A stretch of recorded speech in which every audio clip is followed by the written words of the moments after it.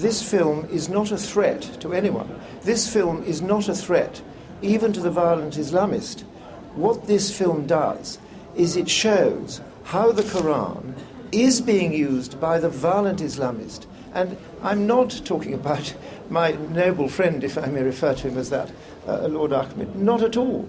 But I am talking about the people who blew up the Twin Towers, who were responsible for the Spanish train horrors and for 7th of July bombings here in London. Those are the people I'm talking about.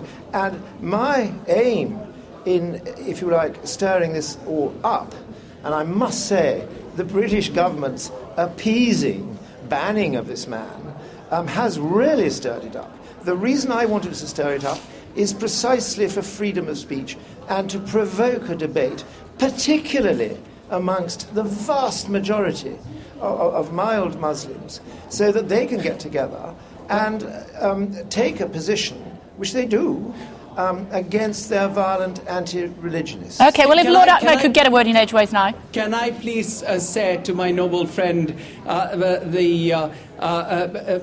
Lord Pearson, that whilst he's talking about some Islamic violent people, well, you know, he's relating the Quran to these criminal people. If I was to relate, God forbid, Christianity with those people who were responsible for the massacre in Srebrenica, I think there would be a reaction. If I was to relate to some of the war crimes that have been committed in Gaza or the war crimes that were committed in Iraq and Afghanistan to Christianity or even Europe or America, I think there would be a reaction. So I think relating a religion to some of the criminalities is quite nonsense by saying that this is freedom of speech. Okay. This is a deliberate attempt to provoke a reaction for people who are just looking for cheap publicity.